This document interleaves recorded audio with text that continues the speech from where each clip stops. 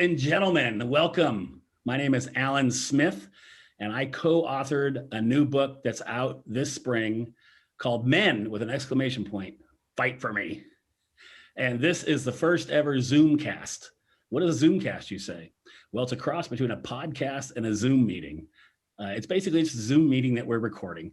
And we're going to make a Zoomcast for every chapter of the book that we're sending out later this spring. And you're going to get a chance to meet lots of people that were part of the book. And we're going to talk about an important topic along the way. And joining me here is the legendary, she needs no introduction, Jessica Midkiff, my co-author of the book. Jess, how you doing? I'm doing pretty good. I'm doing great. Are you excited about this Zoomcast thing or what? What's happening? I'm pretty excited, but you caught me up a little bit on the legendary, but you know what? I'm gonna go ahead and take it. I'll take that. The woman who needs no introduction. Well, I'm really excited to be a part of the recently coined Zoomcasts. I mean, we're going to keep going, right? I'm just excited. We're going to be doing the Zoomcast. I'm really excited that we're going to be having this conversation today. And just going in and jumping right in, I want to know what it is that inspired you to write these books.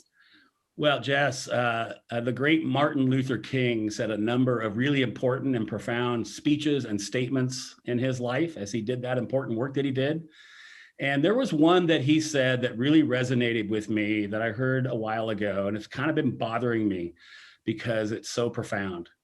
And he said, "Our lives begin to end the day we become silent about things that matter."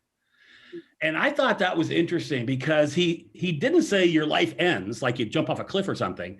He says your life begins to end the day you become silent about things that matter. And I thought that's just so interesting. It's kind of a slow gnawing away at someone's character, at their humanity. Every time you continue to make a decision to be quiet about something you shouldn't be quiet upon, or look the other way at something that's happening, you take one more step down a dark path of destruction. That's the way I interpreted it. And the topic of this book is the exploitation of children, child exploitation and trafficking. And as a dad with a daughter, I also have a son and a daughter-in-law, but as a dad, specifically with a daughter, this is something that I can't stay silent about. I have to use my voice. I have to use my intention and my action and my thoughts and my voice to follow the lead of Dr. Martin Luther King. I can't stay silent about something that's so important. And so that's what ultimately inspired me to write this book. And then when I got to know people like yourself and the great Ori Freeman and other people that we all know, common friends of ours, and I got to know your stories, it was really impactful. And I thought, okay, I definitely can't stay silent anymore. That's what inspired me in a nutshell. Jessica, when I first came and approached you to join me in this adventure, I was curious, what inspired you to say yes? Why are you interested in doing this project and this book that we've written? Well, Alan, it's so funny you asked that. For one, I'm a survivor of commercial sexual exploitation and human trafficking as well. They go hand in hand. That was one of the things. When you came to me, it was like, you know what, this is another way to step up and say something and to fight the good fight, to help young ladies and women that really need it in more ways than one, and to ask young men to step up and do something and say something.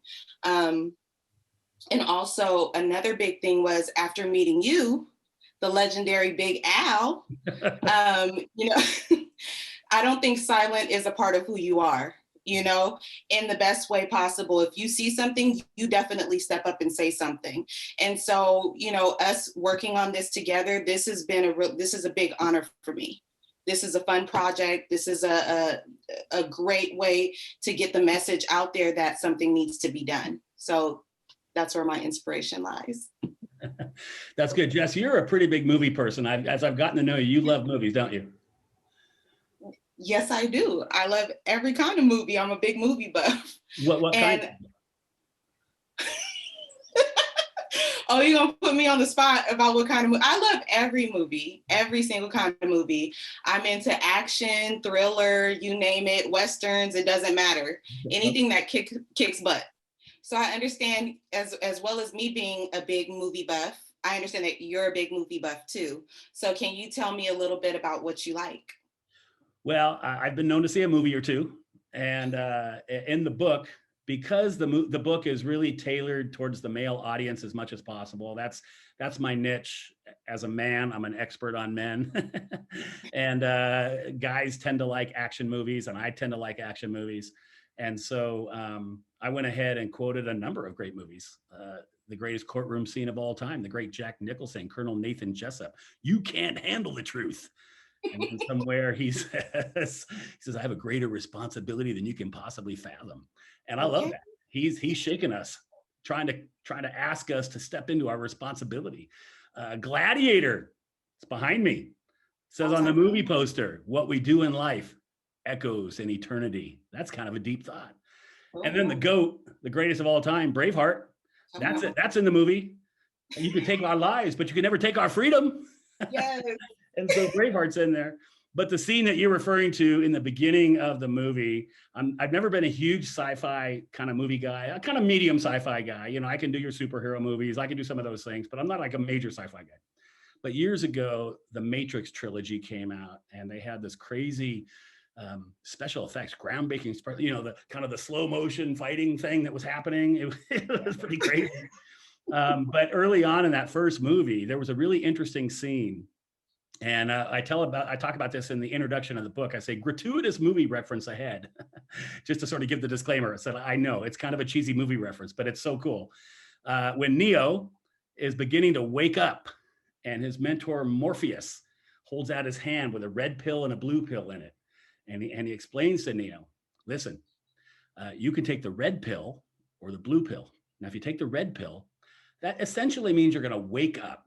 You're going to wake up to the actual reality that life has become, the real world as you now will know it. If you take the blue pill, you're going to stay asleep. You're going to go back to sleep, continue oblivious to all the important things that are going on in this world. And then he said, here's the kicker. If you choose to take the red pill, you can't go back.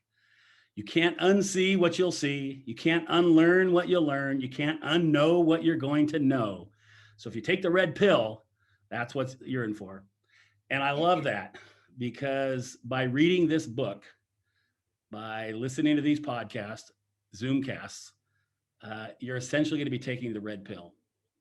And you're going to be learning things you can't unlearn, and hearing about things and reading things you can't unknow. So my men out there, my fellas, if you have the courage of Neo, take the red pill. Pick up this book, engage in this conversation. If you'd rather stay asleep and oblivious to all that's going on, then I suggest you turn off your computer right now, and definitely don't buy the book. So I challenge you to step up and engage in this conversation. Jess, as I mentioned, the target audience really is that male audience. Not that there's not a lot of really great, phenomenal women out there working. There are. The problem is there aren't enough men. What I see when I go somewhere and I go to some kind of meeting or some kind of a training or some kind of a something, there's almost no men there. And the problem is that the biggest part of the problem is caused by men. So where are the men? And then actually, when I started thinking about that, at first I was disturbed, and then it was kind of encouraging to me. I kind of got excited about that idea. Tell me why. The reason why it's encouraging, because in life, when you can determine and define and isolate a particular problem, now you've got a fighting chance of coming up with an effective remedy. You know, if you break your arm, they take an x-ray, they see exactly where the break is, they know where to put the cast. Maybe they got to do a little more, put some pins or something, and they can fix it if they know what it is. Earlier this year, I had a little spot on my forehead that the doctor didn't like. And then he did a little test, and he came back and he said, hey, that's a little bit of skin cancer. We got to get rid of that. So I went back in. They dug that thing out. They stitched me up. I'm good as new. But the point is, they could see it, they could define it, and they could come up with a cure and a remedy for it to make it go away. So the fact that men are the problem, with human trafficking, with child trafficking, we're great. We're 50% there. We know what the problem is. Now we have a chance at creating a solution. Jess, I'd love to hear from you, as you just mentioned that you are a survivor of child trafficking. When you hear the term men and human trafficking, what comes to your mind? You know, that's a really good point. When I think about men and human trafficking, I think about most buyers being men, not all, but most. And I think about traffickers being majority of men, not all, but most. And we're not here to demonize men. We're not here to talk down on men or take anything away. This is a conversation to really ask men to step up to the plate and that it's okay. A lot of good people are working to help young ladies and young women that are being exploited. And it's unfortunate we don't see a lot of men. And so this is a time of encouragement and acceptance for men to step up and to be that positive male role model, that positive man in a young lady or woman's life that really needs it. Well, Jess, one of the reasons why I'm excited to do this with you specifically is that we're a great team. We have fun together. We talk a lot. And I can say things to men and challenge men in a way that you can't. And you can say things and challenge men in a way that I can't. My life experiences and who I am give me a certain platform, and yours give a certain platform to yours. And so combined, boom. My favorite, boom. It could be big. You know, I'm excited about the rest of these Zoomcasts that we come up with, because we're going to be joined with some really great, amazing people. You're going to learn more about the title of this book. You asked me earlier what the title of the book is. We're going to be joined on a Zoomcast when we talk about Chapter 3 by Rachel Thomas. And you'll learn that the words of the title of this book came from her mouth. And she tells her personal story from her point of view in the book. That's going to be phenomenal. Harmony Grillo is a legend in Southern California and the entire country. Rebecca Bender, Nola Brantley, the legendary Ori Freeman. Who am I forgetting? I'm forgetting somebody, not to mention a bunch of really great, strong men are going to be joining us. Jess, I even sat down with a former trafficker to pick his brain because I wanted to get his perspective so we could tell an honest view of this entire story. All of these Zoomcasts are going to be posted on the website we've created called fightforme.net. And that's going to be the same place where you can go there and find out more information, ask questions, actually buy the book. All the things are going to happen through fightforme.net. I can't wait. I'm fired up about this. And make sure to follow us too on Facebook, Instagram, and Twitter. On all of the platforms we're available. We're here. We're in your face. We're here with you. We're going to be in your computers, visiting you at work, at home, whatever it may be. And so with all of that being said, again, follow us at Fight For Me Book. And thank you so much for tuning in and sitting with us and wanting to be a part of the conversation. Love it. And Jess, I actually have a news flash that you don't even know this yet. I just got a news flash that we are going to be honored, and the foreword of this book is going to be written by a man named John Richmond. And now John Richmond's name isn't known that well out in the public, but in the space of trafficking, he's an absolute legend. He worked for International Justice Mission for a while. He prosecuted human trafficking cases for the Department of Justice for 10 or 15 years. He started something called the Human Trafficking Institute. And most recently, he was the United States ambassador to trafficking around the world, representing our country, the highest position in the space. And John Richmond has read the unedited version recently, loved the book, and is enthusiastically going to lend his name and endorse it. And he's going to write the foreword to this book. And that's brand new, hot off the press. I just literally got the confirmation today. So John, the likes of John Richmond are signing off on this conversation that we're having. That's pretty exciting. That's pretty dang exciting. I look forward to seeing everything. This is going to be an amazing book. Watch. Everybody that's watching this, you're going to love it. You're going to want to get it out there. You're going to want to read it. You're going to want your brothers and your cousins and your uncles and everybody else to read it. So come on and fasten your seatbelt. Let's go. Let's take this ride. That's it. Hey, our next Zoomcast is going to be on Chapter 1. And the title of Chapter 1 is It's Our Job. Ooh, what a cliffhanger. All right. That's it, everybody. Ladies and gentlemen, thanks for joining us. And we will see you next time. Peace out.